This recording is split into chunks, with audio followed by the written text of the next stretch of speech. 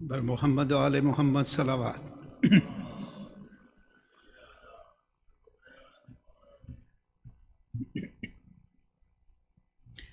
सुन लो अपनी बेटी के आखिरी बयां बाबा, बंद होने वाली है अब मेरी ज़ुबान बाबा। कैद के अंधेरों में घुट रहा है दम मेरा, अब सही नहीं जाती मुझसे सख्तियाँ बाबा। सुन लो अपनी बेटी के, जब मेरा जवान भैया एड़ियाँ रगड़ता था, चुभ रही थी मेरे भी दिल में बर्छियाँ बाबा। सुन लो अपनी बेटी के आखिरी बयां बाबा। जिस्म कांप उठता है, रूह थरथराती है,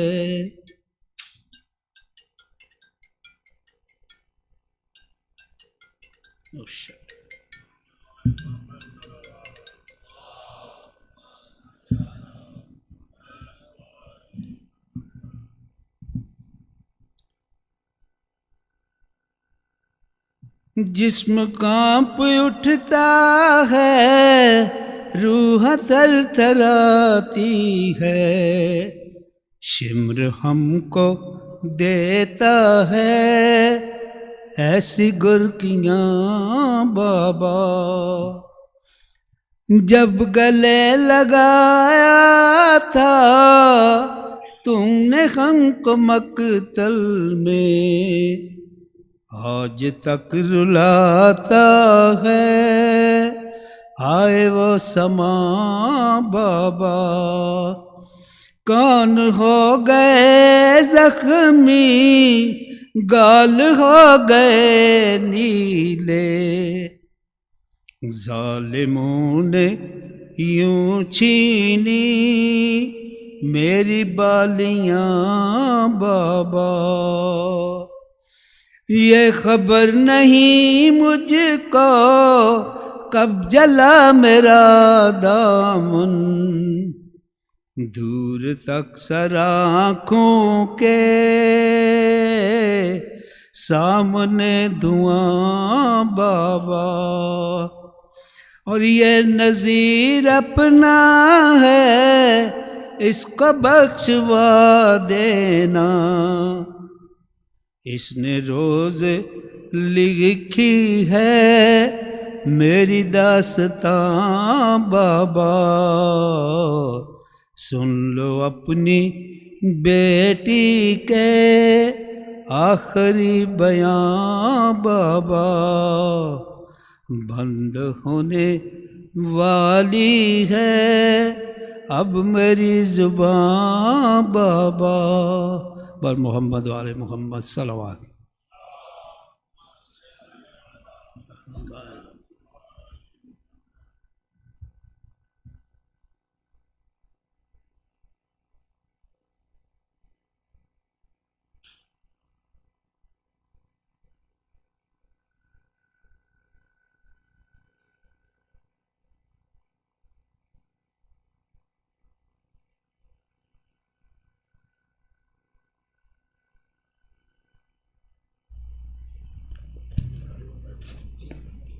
बर मोहम्मद वाले मोहम्मद सलावत।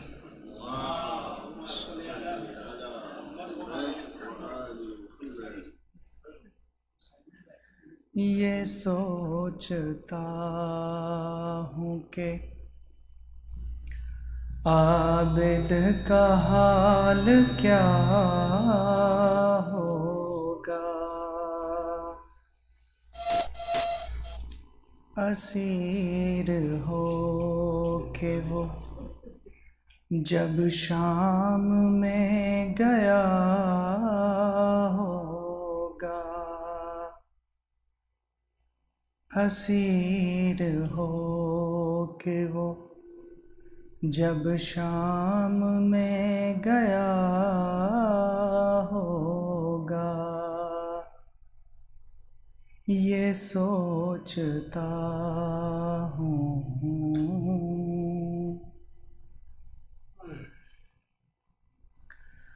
वो जुल्म देखे हैं सज्जाद ने हुसैन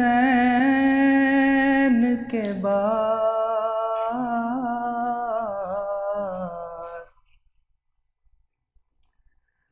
वो जुल्म देखे हैं सज्जाद ने हुसैन के बाद,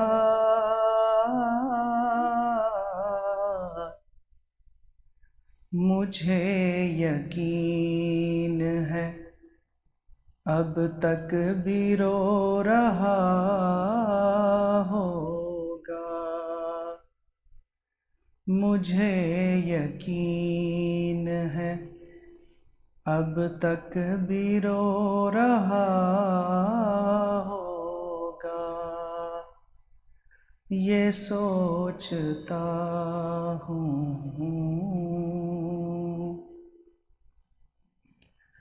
सुना है शाम में जाते ही खून रोने लगा,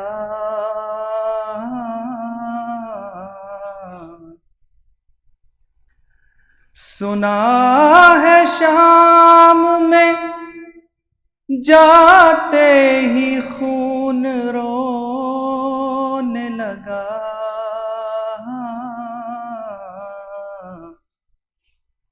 न जाने शेम्र ने उस वक्त क्या कहा होगा,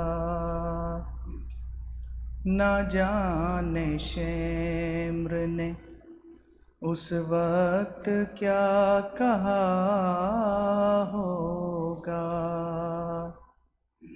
ये सोचता हूँ।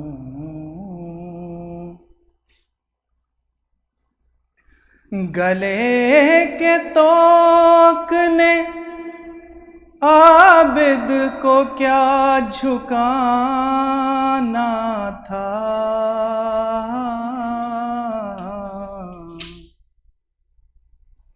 गले के तोक ने आबिद को क्या झुकाना था,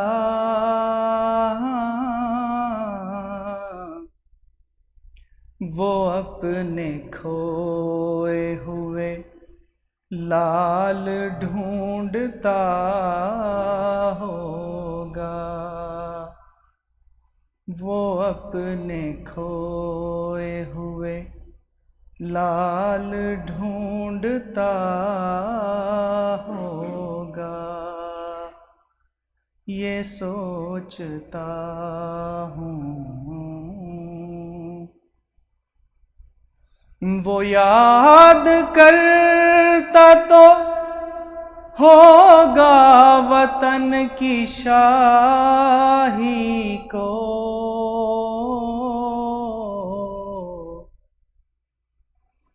वो याद करता तो होगा वतन की शाही को,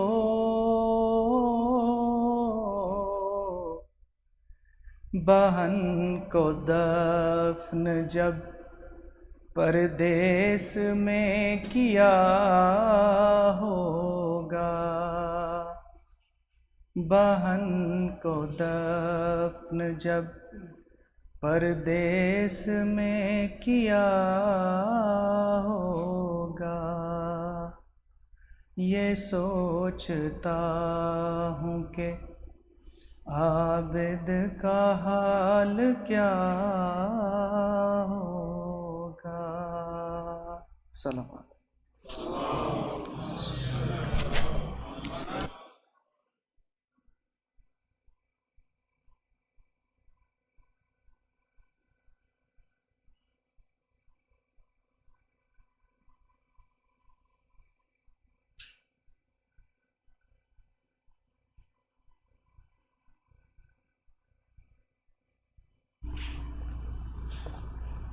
बर मोहम्मद वाले Mohammad सलवात।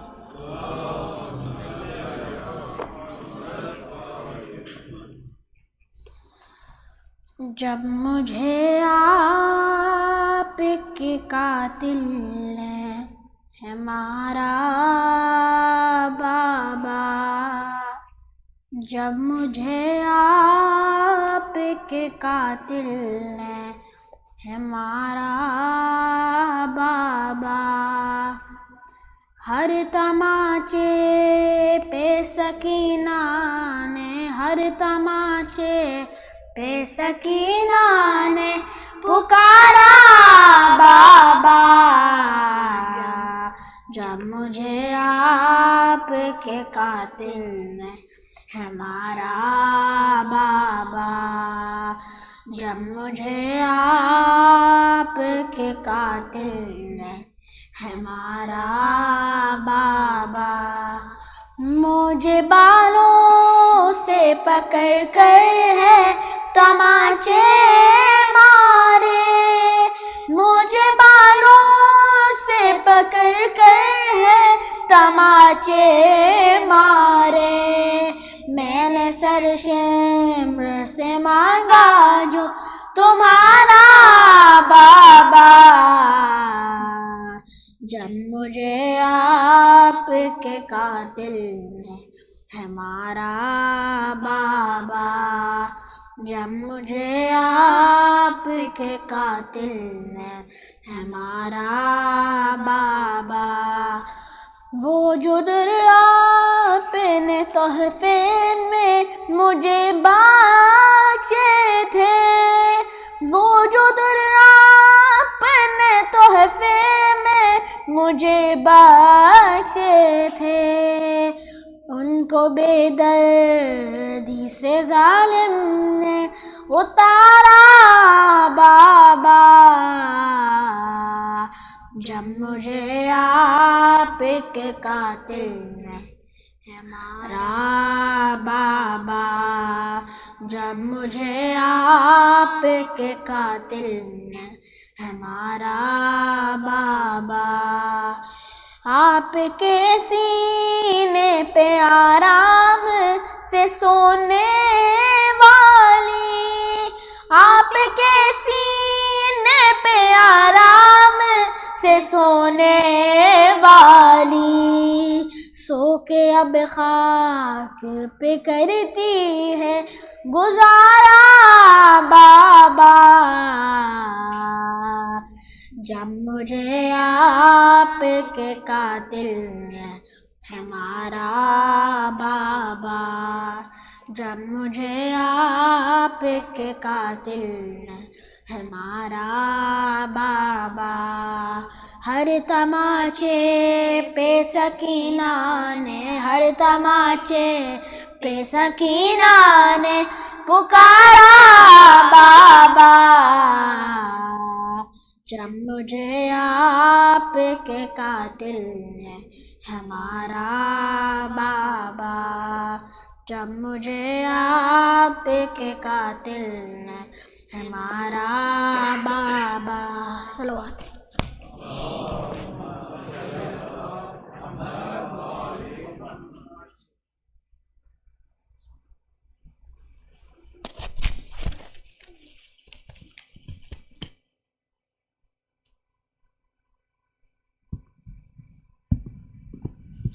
Assalamu alaikum.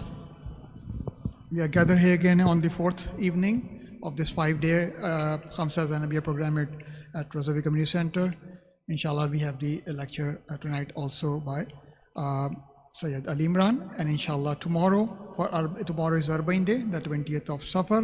We'll start earlier Tomorrow also is the Shab-e Juma, so inshallah we'll start earlier to finish the taqibat for Shab-e Juma. 6:45 sharp we'll start inshallah. So if you can come tomorrow earlier 6:45, we'll do the Yasi and Kumail, and then we have the inshallah the Majlis. We'll right after the Majlis, once the lecture finish, we'll have the Ziyarat Arbaeen, and then we do the Naha. There'll be takeaway niyaz also tomorrow inshallah. On day of Friday, we do the Juma Salat Awal Waqt 125, and then also on Saturdays we do Fajr Salat. For those of you who are joining new to this community, we do regular programs, Shab-e Juma, Friday, Juma Salat Awal Waqt, which is 125 this week, and then Fajr Salat, 5 a.m. in the morning, Jama Salat, followed by breakfast. Also on Sunday, there is an Arbaeen walk for small kids, age 2 to 9, between 3 to 5 p.m. So it will be on Sunday, the 17th of August. There is a registration process. We have sent the email. I'll be sending the reminder again, inshallah. If you have an age group child between the age of 2 and 9, you can see me or anyone in the management for details. You have to register, and inshallah, they will be having the Arbaeen walk on Sunday, 17th of August. Also for the donations, still we have the deficit in the Muharram fund, if you can donate towards that. And for the food bank also, you have seen the initiative we have taken. We started a disbursement of these grocery cards this month, the month of August, and inshallah we want to continue to support those families who are in need. So with your generous donations, we can continue this program.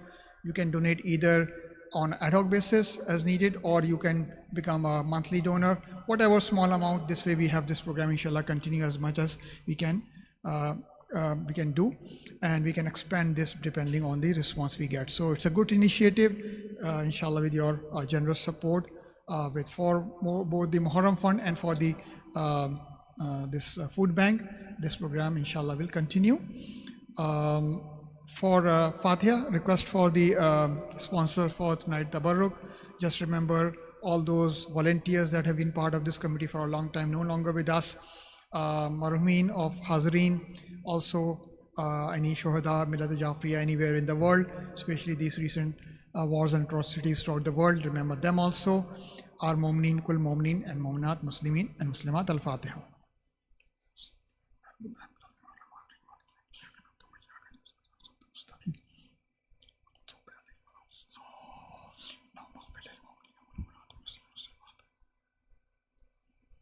Also tomorrow is the Arbaeen, so we'll bring the Tabarukat like the alam and inshallah after the Majlis.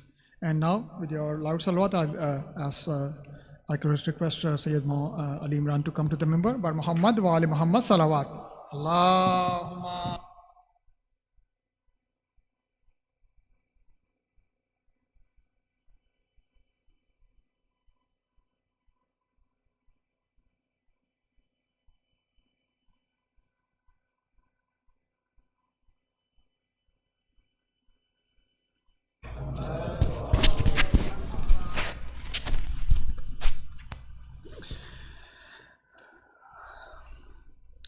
أعوذ بالله من الشيطان الرجيم بسم الله الرحمن الرحيم الحمد والثناء لله رب العالمين باره الخلائق أجمعين الذي لا يبلغ مدحته القائلون ولا يحصي نعماءه العادون ولا يؤدي حقه المجتهدون ثم الصلاة والسلام على سيدنا ونبينا محمد وآله الطاهرين.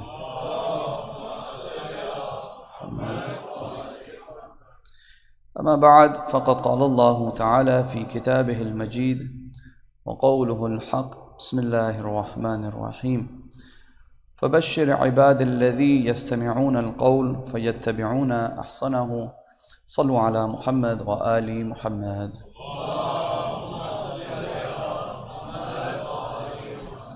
Assalamu alaikum, dear brothers and sisters. Tonight we want to wrap up the discussion that we've been having for the last 3 evenings, and tomorrow inshallah we'll do a sort of a recap as well. As you know, we started this discussion by talking about the worldly responsibility that we have.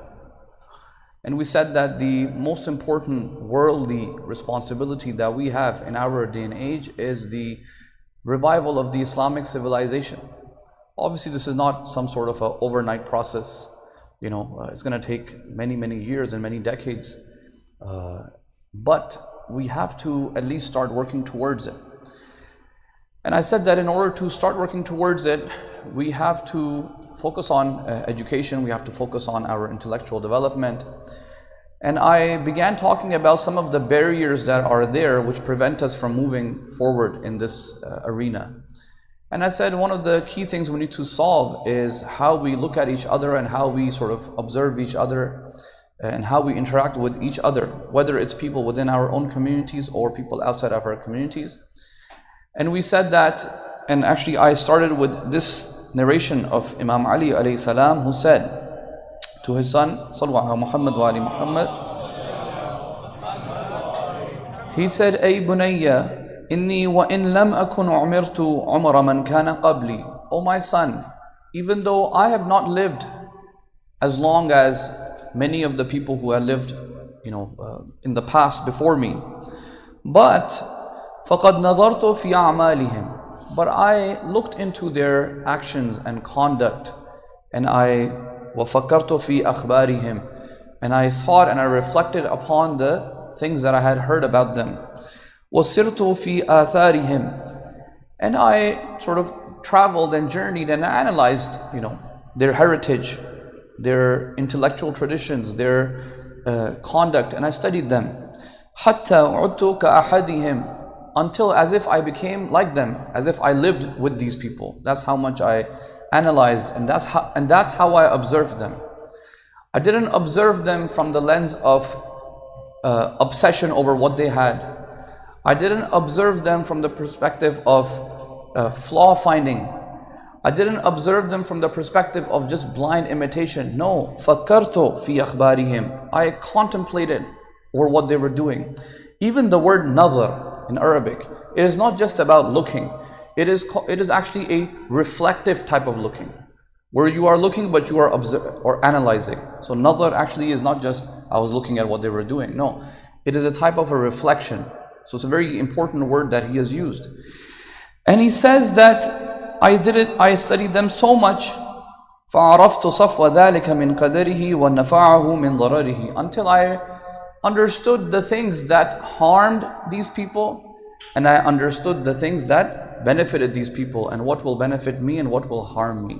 This is the premise that I started off with in the first lecture. So tonight, I want to talk about the lens and observation that inshallah we should all be looking at each other with. And this is the lens that will actually help us grow. It will actually help us grow and move forward, inshallah, productively. Look at this beautiful tradition from Amir al-Mu'mineen alayhi salam, where he says, Al-aql hifdhu tajarib, that the intellect is the preservation and preserving your tajruba, experiences. This is very, very powerful. I'm mid-30s, I'm not even mid-30s now, I'm considered late 30s now. This is a reflection I have to do on my own life. So now I'm considered late 30s, I'm past 35. I have a certain experience in my life. And each and every single person in this crowd, on the men's side, on the ladies' side, has different experiences. All of you have experienced ups and downs in your life. There were probably moments in your life where you felt very hopeless, but somehow you got through that moment. And that is an experience that only you have. I can never feel that experience that you went through, correct? Because that's your personal, very particular experience to you. Likewise with myself, and likewise now imagine the rest of the community. Everybody has their experience.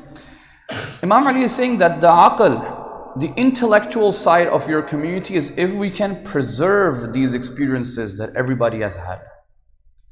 If we can somehow bring all of these experiences together, that is something that is very, very important.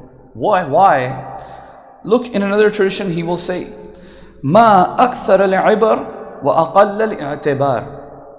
Because each of these experiences that we went through, somebody went through a calamity, someone went through a period of success, someone went through a disease, someone went through a calamity, an ailment, a tough time at school, a tough time at home, tough time with their family, or for example, a very successful time in their life where they were just soaring, becoming very rich, becoming very famous, becoming very well known, and maybe their life with their spouse is excellent, there's no problems in their life. All the goods and the pros and the cons, the good times and the bad times, all of these have ibrah. They have lessons. Imam Ali is saying, how many things in our life have ibrah? Where if we just take a step back and looked at these events that happened in our lives, but the problem is, وَأَقَلَّ الْإِعْتِبَارِ. So many points of learning, so many points of ibrah, but how many few people are taking the i'tibar, actually taking the ibrah from those incidents? I'll tell you a funny story about myself. I came from the Middle East. Okay, in the Middle East, the study pattern was a little bit different. Okay, we had exams, we had midterm exams, monthly exams, and all sorts of tests and examinations. I moved here in grade 7, and my dad's like, hey, where's the exams? I said, Abu, there's no exams in Canada. There's no exams in schools. So now, at that time, obviously my dad's a new immigrant. They're struggling with job and, the typical, new immigrant struggles. And maybe he's thinking that I'm lying. I said, Abu, there's no exams. So Abu was asking, how do they test you? How do they assess you? I said, Abu, even I don't know how they assess you over here. So grade 7, I actually didn't know what to study for, and I'm getting my report card, and I have no clue why I have a 70 in English, why I have an 80 in some subject, why I have a 60 in some subject, or letter grades at that time. I said, okay, whatever. That was my first year. Went to grade 8. Grade 8, I was doing good based off of my general knowledge, because in the Middle East, we went to British American schools. Foundations were good. Grade 8, I said, we had a friend that came from China at that time, and this Chinese kid was super genius. Okay, he came in the last 2 months of grade 8, we were all graduating, and he killed all the subjects. He got like high marks. So I said to him, I said, you're smart, but guess what? I'm smart too. I just don't study because, the marks don't count for university. Watch me when we go together in high school. So our middle school was connected to our high school. I said, watch me when we get to high school, you'll see how I will score 90s. High school started, grade 9 started, and I realized, okay, wow, even the grade 9 marks don't count for university. So I was like, all right, we'll take it easy. And based off of my general knowledge, we were getting 70 B averages, past grade 9. I told that boy again, I said, watch in grade 10. I'm gonna show you, I can get a 90. Brothers and sisters, grade 10 also came. There were a lot of ibrah. There was a lot of ibrah that I could have taken. I could have changed my study habits. Didn't care. Grade 10 came, grade 10 went by. Grade 11, I realized, aslan, even grade 11 doesn't count for university. The only average that counts is your grade 12. I was like, oh. So I chilled again in grade 11. Grade 12 finally came. And now I'm under pressure. Because people know me in the community. Even back then I was part of the youth committee and this and that and whatnot. And I'm like, if I don't get in to university, my own izzat is going to get ruined and my parents' reputation is going to get ruined. Somehow I got to figure out how to get in. Now, the problem is, guys, for 4 or 5 years, I don't have the habit of studying. I don't have the habit. So how am I going to overnight bring this average? Anyway, somehow, karte, alhamdulillah, got into university, and then finally in university we realized, okay, now we got to study. So alhamdulillah, then we did the degree, and mashallah, after that we were good. But there were many with me who couldn't even pass through university. First year they dropped out because there was no discipline, there was no organization. This is just my own example. Many youth are like this. I know because I talk to many of them. Lazy, or just thinking that they'll pull it off last minute. Sometimes you might be able to pull it off, sometimes you might not be so fortunate. Allah had given me a lot of opportunities to rethink and reflect. I was just coasting and chilling. This is the habit that we end up in as humans, where we have our own experiences, but we don't take lessons from them. We don't change. We don't learn from our experiences. ما أكثر العبر وأقل الاعتبار. So many points of reflection for all of us, but how less are the people who take the lessons and act upon them. But brothers and sisters, inshallah, tonight I'm going to give once again examples, like I have been giving last couple of nights, about this phenomenon. How can we look at people, at individuals, at community members, at intellectuals, even from other schools of thought, even from other faiths, and look at them from the lens of learning from them, learning from their experiences. So the first set of examples, inshallah, tonight I'm going to give you are the intellectual examples, things that our ulama of the past used to do, and that's how the Islamic civilization grew very strong. I will start with one of the examples first. You know, up until the late 1800s, early 1900s, logic was taught in secondary and high schools, secondary schools and also in universities. Logic, even in the West, it was taught in universities and also in high school. In the early 1900s, it was removed from the curriculum. And the reason for that is a whole history why that happened. But logic came into the Muslim world when the Muslims went into Syria and Iraq, because these lands were Christians, Greek, ancient Christian empires and Greek empires. And logic was sort of developed and written about by, as I say, Aristotle. So it's a Greek discipline that they worked on for centuries. And logic came into the Muslim world because the Arab Christians were translating these books. Okay? They were translating these books. The Muslim ulama who were also with the Christians, they didn't once say, hey, don't translate these books, we don't want these books, we don't want this foreign discipline, we don't want this foreign science. Not all of them, there were. So here's the interesting thing, there were ulama even back then that were always constantly against these subjects. But majority, they were not against it. They said, hey, let's study this. What is this? What is this discipline? So they began to study it. They began to, as I said, translated it. And the first phase of it was the translation into Arabic. And the Arab ulama were now looking into it, studying it. And up until, decades later, you have a great philosopher by the name of Farabi. Farabi is very famous. And he wrote extensive commentaries on the logic books of treatises of Aristotle. So look, they accepted, they understood, they critiqued it, they wrote commentaries on it. After Farabi, you have Ibn Sina.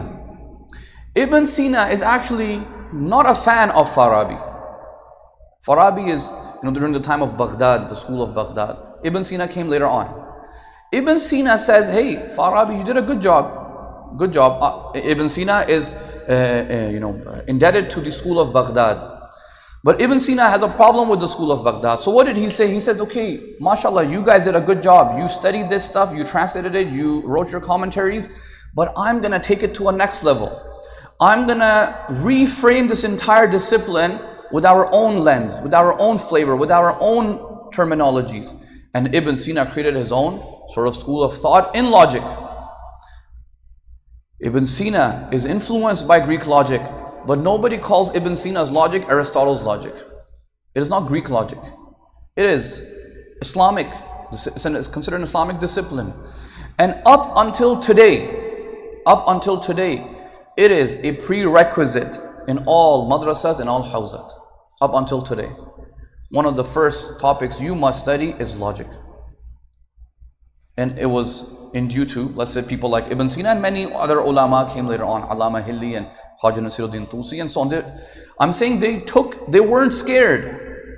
They weren't intimidated. They weren't saying this is a foreign thing. What is this? We shouldn't look at it. We shouldn't look into it. We shouldn't study it. They said, bring it on. What is this? We can take it on. We can understand it. We can critique it. We can refine it. And we can give it our own framework. Logic was required to get into medicine.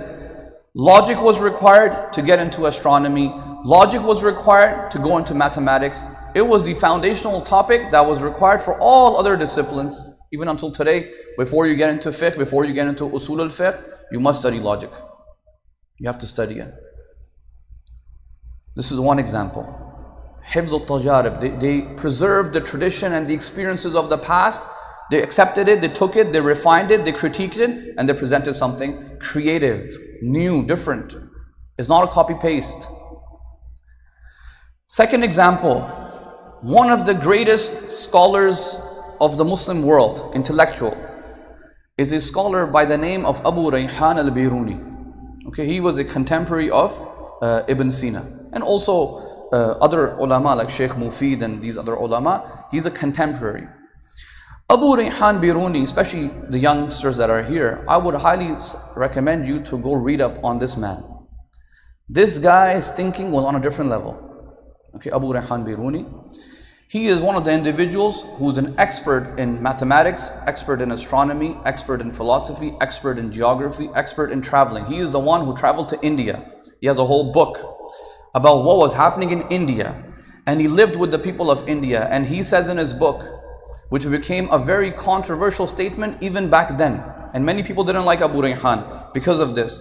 He said, I went to India and I realized that the elites of the Hindu religion are actually monotheists. They're muwahid in his book. And he says the masses, the awamun nas, they are the ones who are afflicted with shirk. They are the ones who are idol worshippers. So this became a very controversial statement Abu Rayhan Biruni said in his book. But he traveled there and he saw how the social system in India was working. What does Abu Rayhan Biruni say in one of his books? He says, it's a book about geography, okay? He says, when I look at the people of my time, I see that they are afflicted with ignorance and ghafla. That they always show enmity and animosity against people of fadila. People who are trying to preserve the experiences of other cultures and other religions. There's always a group in the community that is always hating on these people. And they are always against those who possess ilm of the different disciplines, and they are always harassed by them in all the different ways. So Abu Rayhan is one of the victims of this, by a certain group.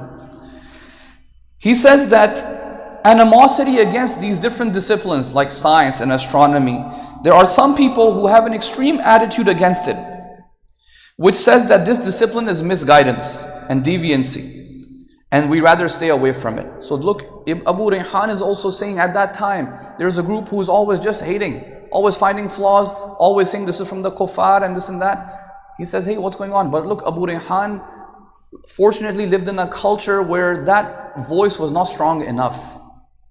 Okay, wasn't strong enough. They considered these sciences to be outside the fold of Islam. And they say these fields are irrelevant. Okay, so he says, these people say that these sciences are ungodly and atheistic. He says, Biruni says, these are ignorant people. The juhala, the jahil people, they act like this because they themselves remain protected and people in society never become aware of their ignorance. Okay, so it is in the interest of the juhala, the jahil people, to keep excommunicating these type of intellectual scholars because their own positions are preserved. He says we must preserve the experiences of different cultures and civilizations because it is necessary for human social life to progress. He says, I am surprised by someone who hates logic, and because he is incapable of understanding it and he calls it strange, and so on and so forth. This is Abu Rayhan. Why am I mentioning this? I'm going to show you an example where our ulama were influenced by Abu Rayhan Biruni and they ended up changing a fatwa. What is this story? Before Sheikh Mufid, many of our ulama, based on some riwayat that we have in our books, used to believe that Ramadan is always 30 days. This was, believe it or not, the fatwa of many heavyweights, Sheikh Saduq and these big guys. They said Ramadan is always 30 days. Aslan, you don't even need to cite the moon. Because the ahadith, the riwayat, many of them say, and it's not one, we have multiple narrations that say Ramadan is always 30 days. Sheikh Mufid, when he is younger, Sheikh Mufid is older than Abu Rayhan. When he is younger, he also has this same view. Sheikh Mufid says Ramadan is always 30 days because we have riwayat. Later on, as these developments are happening in astronomy, he writes a treatise and he negates and nullifies this whole opinion, and he says no, Ramadan can be 29 and 30 days because of the astronomical findings that we have discovered. And since then, today, no faqih of the Shia mazhab believes in this opinion. There is a book by one of the maraji in Najaf, not like a senior level like Sistani, but younger than him, Sheikh Yaqubi, his name is. This is something I came across in 2016. He has a book called Ar-Riyadiyat lil Faqih, Mathematics for the Jurist. So it's a math book for fuqaha. So he talks about inheritance, talks about these other concepts that have math involved in them. In this book, he is transcribing a lesson that he attended with Sayyid Sistani, Atul Sistani, because he attended his classes for several years in fiqh. And Sayyid Sistani is discussing this topic of Ramadan, 30 days matter. So he's quoting this whole discussion, and then he quotes Atul Sistani, and I want to show you what Sayyid Sistani says. He says, وَبِبَالِي أَنَّ أَبَا الرَّيْحَانَ الْبِيرُونِي الْمَعَاصِرْ لَهُمْ. That hey, Sayyid Sistani is saying, Abu Rayhan Biruni is a contemporary to Sheikh Mufid and these later fuqaha. ذكر في كتابه الآثار الباقية. So Abu Rayhan has a book called الآثار الباقية. أن العجب من أئمة أهل البيت عليهم السلام ينقل عنهم أنهم قائلون بالعدد. Abu Rayhan says, why did some of these Shia ulama report this, that Ramadan is only 30 days? ما أنه مخالف لعلم الحية. He says, Abu Rayhan is saying this is 100% against the views in astronomy. والبيروني, this is Sayyid Sistani, والبيروني من أعظم علماء المسلمين في الرياضيات والفلك. He is one of the, Abu Rayhan is one of the greatest scholars in this field. وهو في بغداد ومعاصر لهم فيمكن أن يكون له تأثير في عدول علماء الشيعة عن هذا الرأي حتى تلاشى. It's possible that the views of Abu Rayhan Biruni did ta'seer, had impact and influenced the views of the ulama of Shia, and this opinion changed until it was annihilated. This opinion doesn't exist. Maybe most of you never heard of this opinion. So the fuqaha of the Shia looked into the views of Abu Rayhan and other astronomers, and they said these riwayat cannot be accepted. They are weak. We must reject them. They could have said, Abu Rayhan, your studies, your views are irrelevant. You don't know anything about fiqh, you don't know anything about hadith the way we do. You are talking about atheistic sciences and astronomy and so on. We have nothing to do with you. We have our own opinion and style. Until today, you would have been doing 30 days. And saying, the moon sighting would have been, and the world is moving to astronomical calculations. You're still stuck on, no, hadith says 30 days. I'm saying they weren't scared of Abu Rayhan Biruni. They said, what does he have to say? If he has something relevant and important to say, we will take it. And we will change our opinions. No problem. Third example, we have a Shia scholar by the name of Ibn Nadim. Ibn Nadim is a scholar but also a librarian, someone who would catalog books. Once again, I'm asking all of you guys to look these figures up. These are very important individuals. They will show you the mindset the Muslims had. Ibn Nadim is well known for one of his books. It is called Al-Fahrist. Al-Fahrist just means catalog. It's a catalog of the books that were in existence in Baghdad in 2nd, 3rd century Hijri. And this Fahrist, this catalog, which is very long, gives you a snapshot of the type of discussions the Muslims were having in the time of 2nd and 3rd Hijri in Baghdad. And I just want you to look at the table of contents. And you will see how the Muslims are engaging with all sorts of ideas. All sorts of ideas. Firstly, he starts with language and calligraphy. The first chapter, I have the Fahrist here with me. Okay, the Fahrist is here. The table of Qur'an is translated into English, by the way, this book. You can read it. Language and calligraphy. The Torah and the Injil and other scriptures. Muslim ulama are writing about the Torah and the Injil and other scriptures. The Quran. The grammarians of Basra. The grammarians of Kufa. Did you know in grammar, there were schools of thought in grammar? There's actually a school of thought of Basra and a school of thought of Kufa and different schools of thoughts. They have their own theories in grammar. And believe it or not, I don't have time, but there were grammatical discussions that ended up impacting philosophical discussions. Historians and genealogists, people who are studying genealogy, ansab. Government officials who wrote books. Court companions, people who were involved in courts. Singers. Books about the singers and how to do music. What's the art and the skill of music? You know, music is studied under mathematics.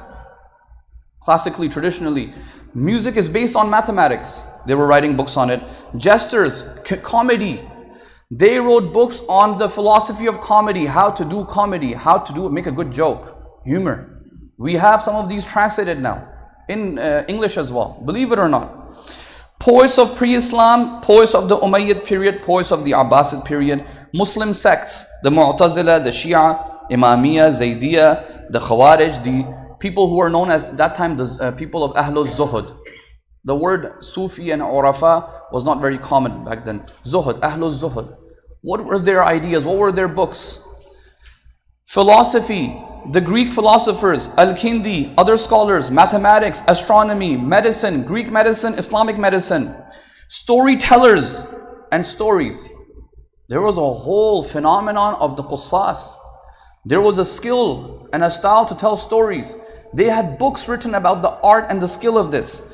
Exorcists, Ruqya as they say, taking out jinns, how to do that science. Jugglers and magicians. Can you believe it? There were books written about magic and sorcery, as they call the occult sciences nowadays. Miscellaneous subjects and fables, and then he talks about other religions, Sabians and the Zoroastrians and so on and so forth. This book alone shows you what we had. They're not scared of any of these ideas, foreign ideas, because their faith is strong. Their fundamentals are strong. Their beliefs in Allah subhanahu wa ta'ala, in Tawheed, in Nubuwah, and Imam. Abu Ibn Nadim is Imami, Shia. In Imamat. None of these ideas are going to cast doubt in them. In fact, it is hikmah. If they can take the hikmah from anyone, they'll take it. And brothers and sisters, many other examples. Paper making. The Chinese came with paper. But there was a battle called Battle of Talas. The Abbasids fought this battle. Chinese people were taken as prisoners, and they brought paper making into the Muslim world, and Muslims ended up taking this paper making technique, started inventing water mills in Samarkand and in Baghdad. I have been to a paper mill in Samarkand, believe it or not, one of the old ones. They made water mills, and they took paper to Europe hundreds of years later. In the first lecture I said, the printing press took 300 years to come to the Muslim world. Likewise, the paper that the Muslims developed took hundreds of years till it got to the West Europe. We were that far ahead. Medicine tradition went from the Greeks to, let's say, Ibn Sina. Astronomy went from ancient Greece to the Muslim tradition. House of wisdom, this whole Bayt al-Hikmah, the Persians and the Greeks had this. The centralized location to study, Library of Alexandria. The Muslims took it, they were inspired by it, they were creative, they created their own system. They started giving education for free. The Hawzat, they were free. Government started to fund. The Mamluks, you know, the Mongols, they destroyed the Muslim Ummah. This is one of the sad parts of our history. The Mamluks defeated the Mongols. They looked at the warfare techniques of the Mongols, and they built a military school in Cairo to teach the art of warfare, upgrade their military skills. And the Mamluks defeated the Mongols in a battle of Ain Jalut, it's called. They took all of this stuff and they added their own flavor, added their own touch, added their own tradition to it, and so on and so forth. They were not doing taqleed. They were not constantly flaw finding. They were not obsessed with, oh my God, the Mongols have this and we can never get it. No. They were like, hey, how can we learn from this? What can we learn? How can we learn, and how can we bring it and combine it with our tradition and change the battleground, change the battlefield? This was the level of creativity. This creativity comes when you don't have fear and when you have humility. Humility meaning, I can always learn something from another person. When you have arrogance, you will not be creative because you feel I have everything. What can you teach me? What can this kid teach me? What can the elders teach me? That's takabbur. You will never learn anything. So what is our creativity today? Our creativity today is the West will invent a telephone for us. It will make a cell phone for us, and we will print a sticker and put a Islamic wallpaper on it. The West will invent an airplane for us, and our creativity is that Saudi Airlines will remove some chairs from the back and make a place to pray. Creativity, and put a Qibla compass on it. Our creativity is that the West will create a schooling system, the credit system, the public schooling system.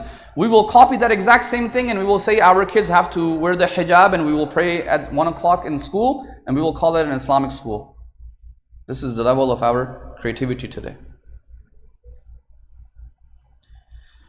Our biggest victory is that if I can get a job in a big company, and if they can make a place for me to pray, and even better, if they can make a new wudu area for me in my company, that's my biggest victory. I'm saying this is the creativity that we are showing to the world. Meaning the West should find me a solution. You give me the solution, I will just imitate it. I have no ability or interest in being creative and contributing. And this is coming from an inferiority complex, from a defeatist mindset, a lack of understanding of what we have in our tradition, what we had, and laziness and all the rest of the things. Our priorities are elsewhere. The way we look at people is different, in a negative lens. This is the reason why we're in this situation. These were examples that were more, structural, intellectual examples. What about in our own daily lives when it comes to the community members? So even yesterday I talked about taqleed. First I talked about taqleed of these so-called specialists. Then I talked about taqleed of just customs and rituals. So likewise today, how can we learn? So we can learn from other intellectuals as well, other traditions as well, other civilizations as well. But what about now within our own community members? Do not look at each other from a lens of what each of you has in terms of obsession, in the sense of worldly possessions, because that is not the value. Do not look at each other from the perspective of constantly finding flaws. You're not going to grow. And do not look at each other from the perspective of just blind imitation. Don't do that either. Look at each other from the perspective of what can I learn. Look, we can give many examples. I can give some examples even from my own life. Let's say you have someone in the community and they went through a period of their life. They were very humble, let's say, and all of a sudden, mashallah, they are now very well off. They're very rich, they're very good, and they have now developed a characteristic of showing off and putting other people down all the time. Okay, it happens to people, their akhlaq goes kharab sometimes. There's a couple of ways I can look at this. I can say, oh, this person, he's shameless. This person, he's always showing off. This person, he's always like this, and I am just constantly finding flaws. This is one way. Or I can say, hey, this person who is now, this was my friend. He became greedy, and because of his greed, and he cheated the system, and he did all of these things, and mashallah, wow, he's gone rich. How can I copy him? This is another thing I can do. Or I can say, wow, someone can be very well off, but their akhlaq is in the dustbin. What can I do to make sure I don't end up with this characteristic and I don't end up with this trait? while still becoming successful. What can I do that I don't end up with this negative trait? This is the ibrah. What can I do? Guys, we have to change our mindset from pointing the flaws out to figuring out how I don't get afflicted with that flaw. This is the whole game. Don't say Shimr did this, Shimr did that, Yazid did this. You got to figure out, wait, how can you make sure you don't become like Yazid? How can you make sure you don't become like Shimr? Shimr is just another guy and lived in the Muslim world. Yazid was another guy, lived in the Muslim Ummah. So something happened to them that they became like that. Don't think that you are an exception to the rule. This is coming from ujub, coming from conceit. That okay, Yazid can be an evil person, Allah will punish him. If I become like Yazid, if I have characteristics like Yazid, no, Allah will not punish me. Tomorrow, inshallah, I will read a hadith from Imam Baqir alayhi salam that will show you, no, Allah will punish you as well. You're not an exception to the rule. You calling yourself Shia is not going to give you this najat. Tomorrow's will be the very important narration from Imam Baqir alayhi salam. I will quote for you guys. That the name will not save you. Your name and your claims are not going to save you. Or for example, sometimes what happens is, sometimes it happens in families, you have family members, they have a family dispute, and one or both sides of the family, they now start holding a grudge against each other, and mashallah, this grudge never ends. Till the end, till death does them apart, these grudges never end. That family member did this to me on that day, and 50 years later, the grandchildren are wondering why the families are not talking. Yeah, beta, 20, 30, 40 years ago, this lady, your khala, your mommy, or whatever, your chacha, chachu, did this to me or said this to me. And the son is like, bro, move on, move on. So you can look at this situation, and you can and this is specifically important for the youngsters. You can come and look at your elders and always keep finding flaws. The elders, they're always like this, they have this problem, they're always looking negatively, they're always in their grudges. You can do that, and you can completely dismiss them. That's one way. Or you can do taqleed of them. So your uncle, your father and mother was like this, I will also be like that. How dare you, Falan person say something bad to my father 30 years ago when I was just a 2-year-old kid. I don't even know who you are. How dare you say that? So I will just follow the trend, and then my children will follow the trend. This, I have actually seen this. That's why I'm giving the examples. Otherwise, examples wouldn't come to my mind. Because I've seen this, I'm telling you this happens. Or I can say, wow, grudges are very, very detrimental in our community. Because of the grudges we have against each other, we're not able to work. So how can I make sure that this, I don't become a person who holds grudges against people?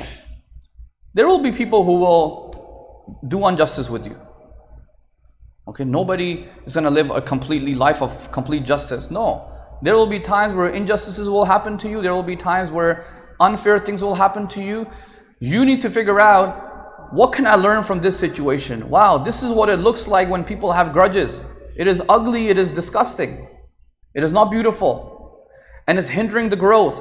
What can I do to make sure I don't end up with this trait? I don't end up with a grudge. Learning from experiences. These are negative things, but I'm learning from it. I'm not constantly pointing the flaws out for the people, but I'm using it for my benefit. I'm saying, hey, how can I learn from this? Many other examples I have. Imagine you have a community or business or an organization, and this business or this community or this organization or even a government, political system, it, let's say, has flaws, and people are telling it to, correct yourself, and they end up falling down. The business goes bankrupt, the community is suffering, or the political system is suffering. I can look back and make fun of them. Aha, see, serves you right. We were telling you, you didn't listen to us, and I make it into a mockery. That's one way for me to do it. Or, I can, obsess over their success. Because remember, they were successful. Imagine they were successful at first. I can say, hey, maybe I can see what they did in the beginning to be successful. Or you can say that, hey, what can I do to become successful but not make the same mistakes they made? Because if I make the same mistake this company made, or this business made, or this community made, I will end up with the same. Within the first 5-6 days of Muharram, I said to them, I was like, wow, you guys are reminding me of Toronto like 25 years ago. You know, when we had no English speakers, you know, we had to fight with the uncles, please bring an English speaker in. So it was very new, very small. And I said something to them.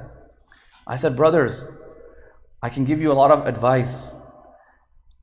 If you listen to me, I will tell you what mistakes not to make that we made. Because we have 25 years ahead of you. And there are many things that when I look back, I'm like, I wish, or we wish we could have done them differently. Correct? So I told them this, and mashallah, they're like, yeah, please tell us. You know, so I'll start to give them advice and suggestions that don't make these mistakes, and you know, prioritize on these aspects instead. Change the way you do your programs. Change the way you engage the youngsters. Change the way you do certain, you know, activities for the women and the children and so on. Because we didn't do them, and you know, we struggled and we suffered later on. Preserving the tradition, preserving the experiences, and learning. This is not about them bad-mouthing our community or looking down on our community and saying, oh, you guys were horrible. It's not about that. It's about how my experience can benefit you, and in fact, how your experiences can benefit me. I learned so much from them. They were a Hazara community, they are Hazara. I learned so much about them and their journey and their struggles and their, you know, difficult times and the genocide that they went through and how they came to it. Like, I was there to learn. I'm like, wow, this is amazing. And I can take your experiences and I can implement them here, which I'm trying to do. I did. It's not about, oh, you guys are so behind. You guys don't understand anything. No, it's not about that. Don't look at it negatively. Look at it from a perspective of learning. That will change, brothers and sisters, the entire ballgame. It will change the entire ballgame. Okay? Our lives are connected. Okay, our lives have experiences that we all share with one another in some way or another way. And if we can only start looking at each other from this lens, okay, somebody is resilient, don't just praise them. Say, how can I become resilient? What did they do to become resilient? Somebody is very patient. How did they become patient? Somebody is very successful in certain things. Don't look at them and pray for them and get jealous of them. No, how? What did they do? Maybe they can help me. Maybe they can teach me. Change your lens. Change your perspective.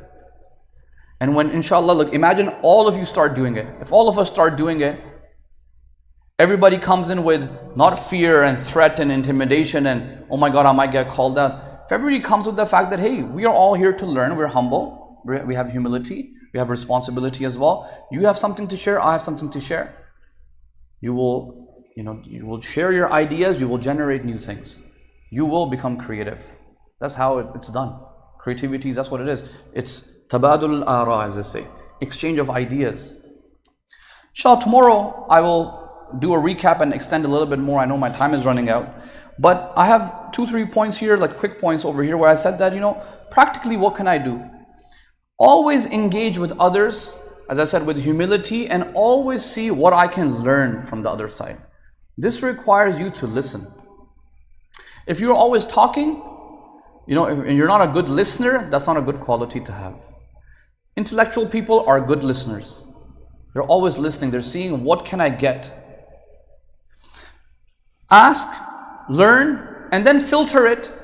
Okay, so I do have my beliefs. I do have my fundamental beliefs. I do have my aqidah. I do have my fiqh. I do have my sharia. I have all of these things. I have my tradition. I have my culture. I have my heritage. Let me filter this out. See, what can I really take? Realistically speaking, what can I adapt? And then apply. And say, how can I apply this in a way where I can take this idea or thought or anything and use it and innovate with it to solve a social problem of myself, my life, my community. These are the 3 steps you need to do. Ask, filter, and apply. Ask, learn, listen, filter it, and then apply.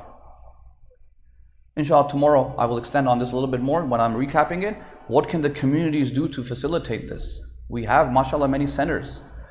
Community centers, and of course schools are there. Schools need a lot of support. In North America, Islamic schools need a lot of support. But even the centers, you can imagine you become idea generation hubs, intellectual hubs, educational hubs. Imagine you become a hub. Ideas are generated in this center. Why not? Bring the talent in. Let the youth learn from the elders. They need mentorship. A lot of youth need mentorship. There are very successful people in the communities. Facilitate for them to come and share their experiences, ideas. Make it something regular. These are just ideas, creative ideas that inshallah you will see success, inshallah, if you take steps like these, inshallah. Inshallah, tomorrow, as I said, I will recap some of these points from the last 4 nights.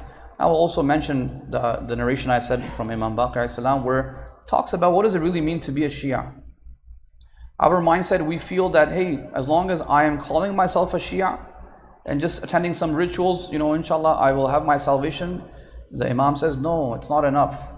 The name and giving yourself a title and a name is not the criteria for najat. So inshallah, that will be for tomorrow evening. Sallu ala Muhammad wa ali Muhammad.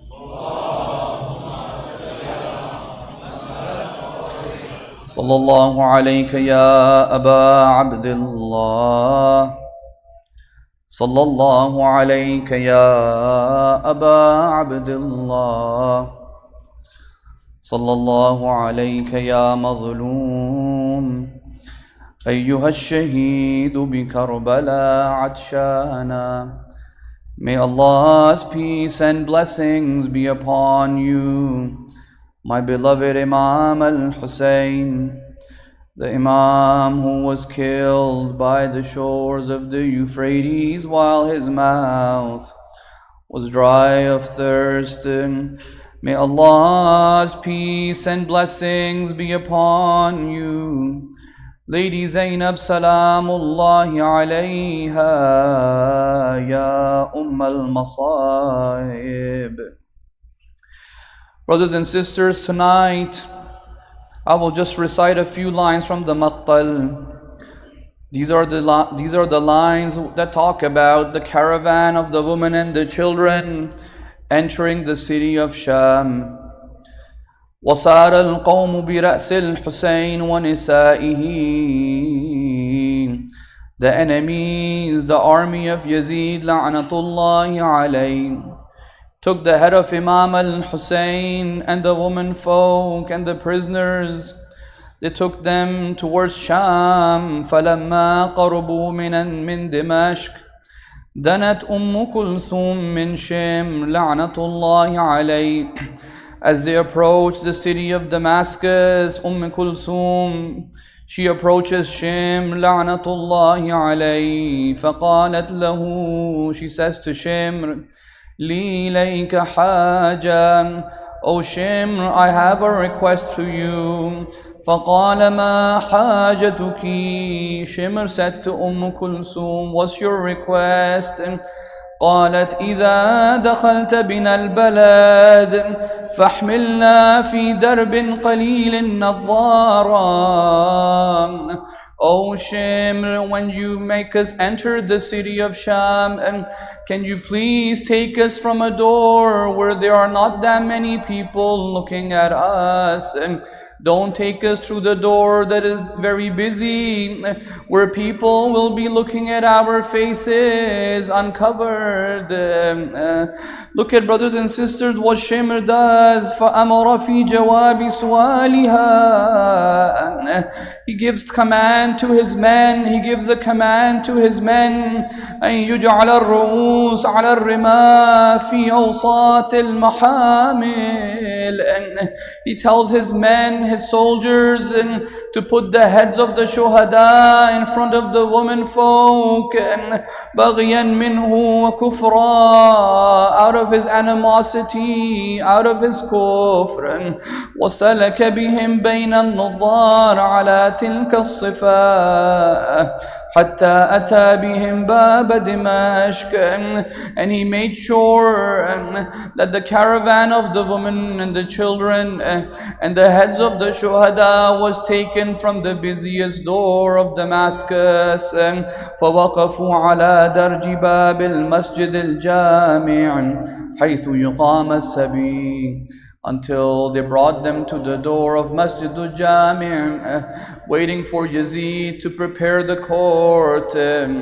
Just like the prisoners are brought, brothers and sisters, and when the women and children are brought inside in front of Yazid, la'natullahi alayhi, thumma wada'a ra's al-Husayn bayna yaday Yazid, la'natullahi alayhi.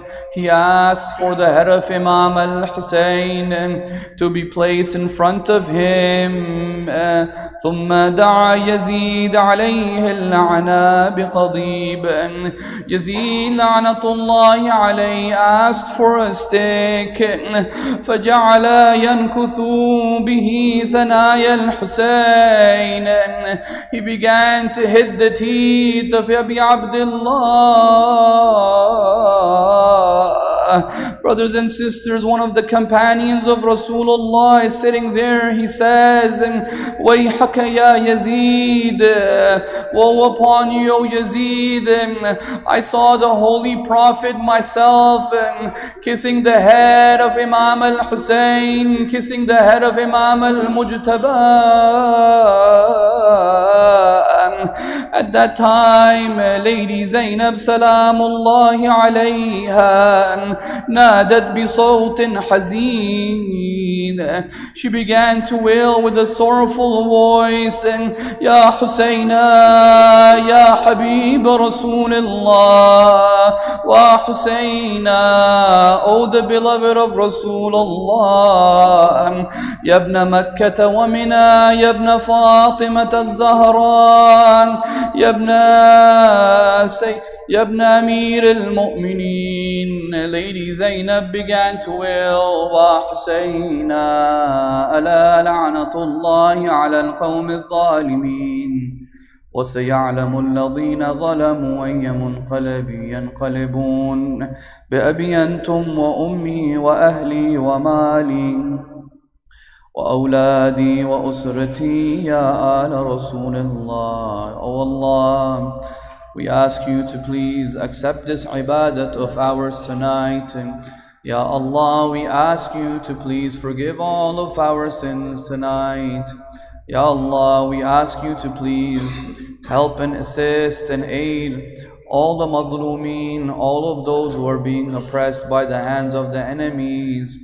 We ask you to please assist them. Ya Allah, we ask you to please support and aid all of those who are helping to serve the cause of Islam, all the ulama, all the maraji. Ya Allah, we know the solution to our problems is the hastening of Imam al-Mahdi. Please hasten his reappearance and enable us to be one of his close companions, inshallah. Matam Hussein. Ya Hussein. Ya Hussein.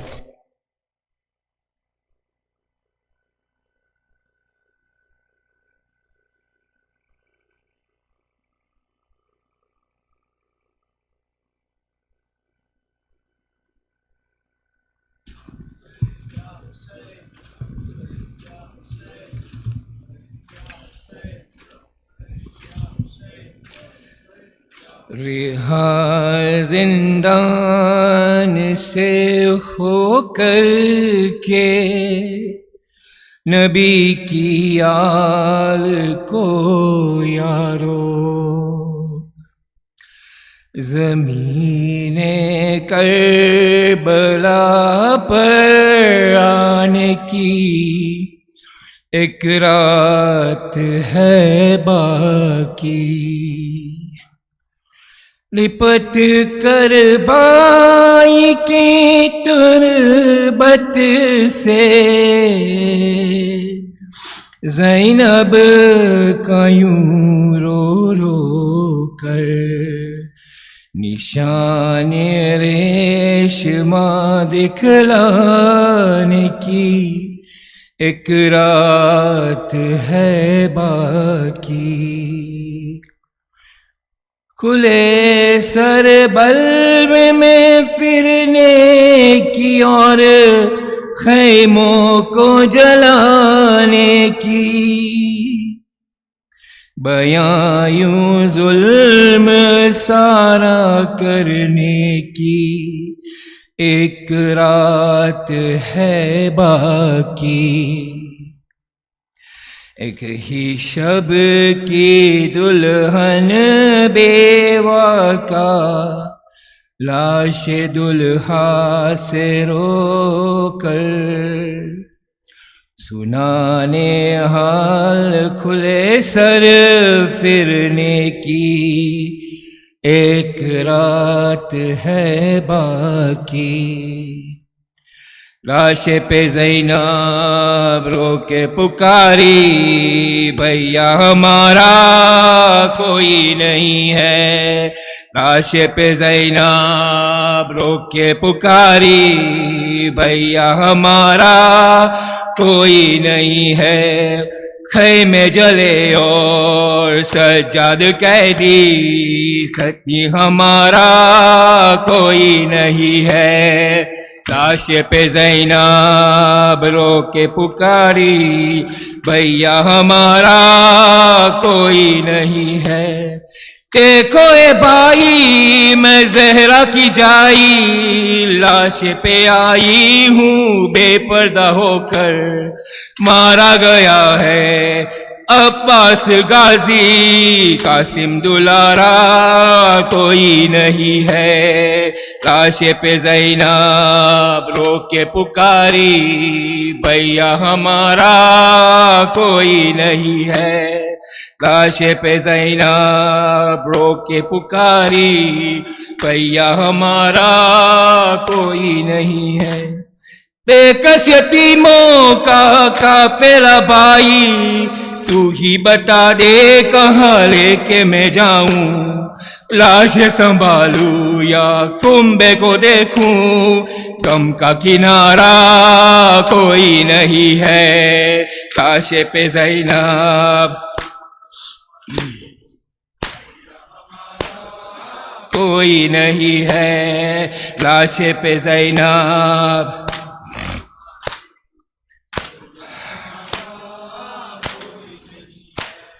वीरा है खैमे खाली है झूला तिश्ना सकीना के किस्से को देखूं।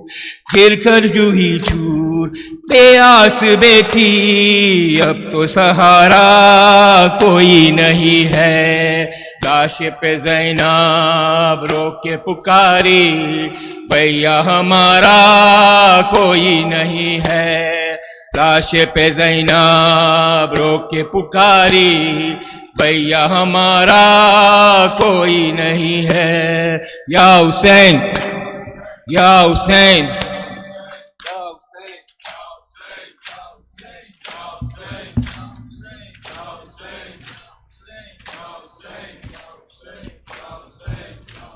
सजाद में ज़ैनब हूँ मेरे सर पे रिदा कोई नहीं। बाजार जफा मजमा है कूफियों का मेरे चलने की जहाँ कोई नहीं। बाजार जफा सजाद में ज़ैनब हूँ बाजार जफा सजाद में ज़ैनब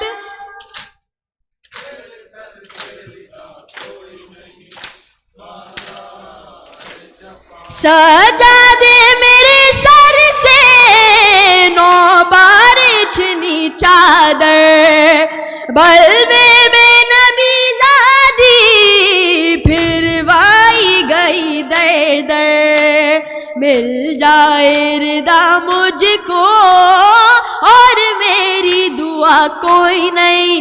बाजार जफा सजाद में ज़ैनब हूँ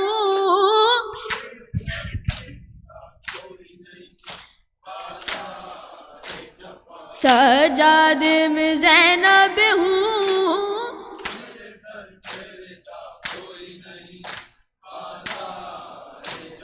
सजाद मेरे दिल को ये दर्द सताता है। सर गाजी का नेज़े से जब खाके पे आता है। सर मेरा खुला देखे गम से बड़ा कोई नहीं। बाजार जफा सजाद में ज़ैन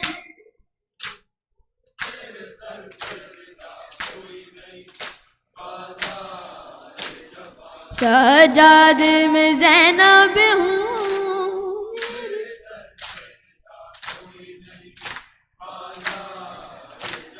सजाद तेरी हालत देखी नहीं जाती है बेपर्दा मुझे देखे ये बातें रुलाती है सजाद तेरी तरह कांटों पे चला कोई नहीं बाजार जफा सजाद में ज़ैनब हूँ मेरे सर पे रिदा कोई नहीं बाजार जफा सजाद में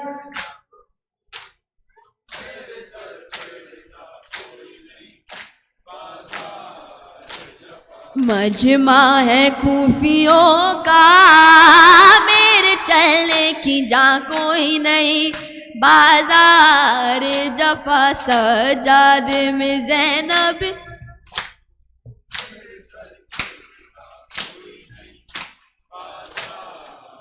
या हुसैन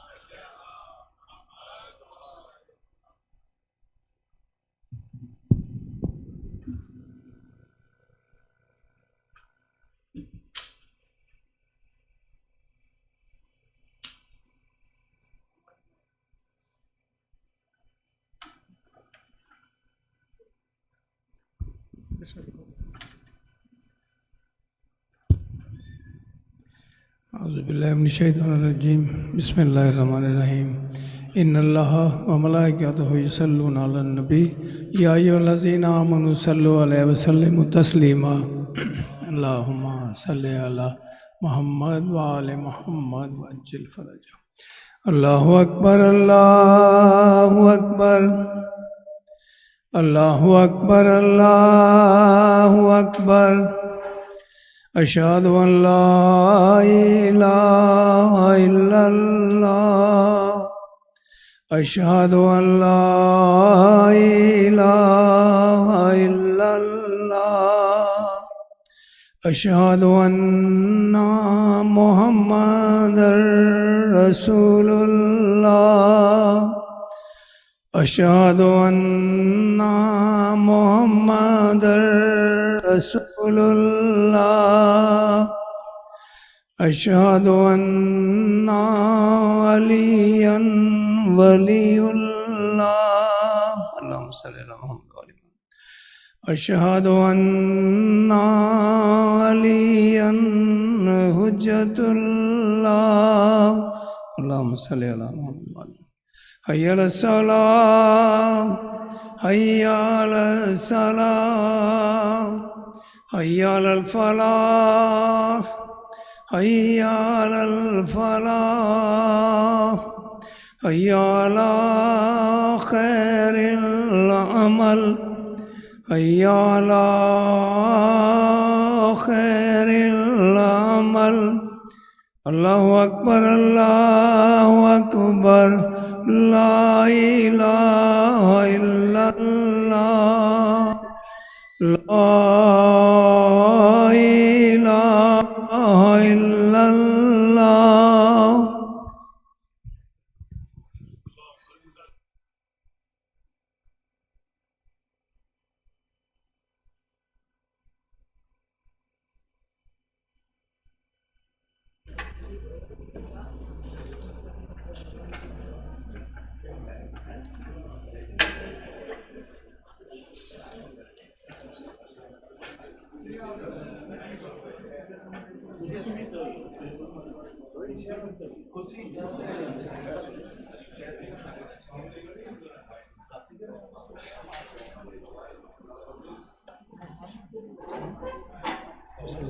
التحقيقات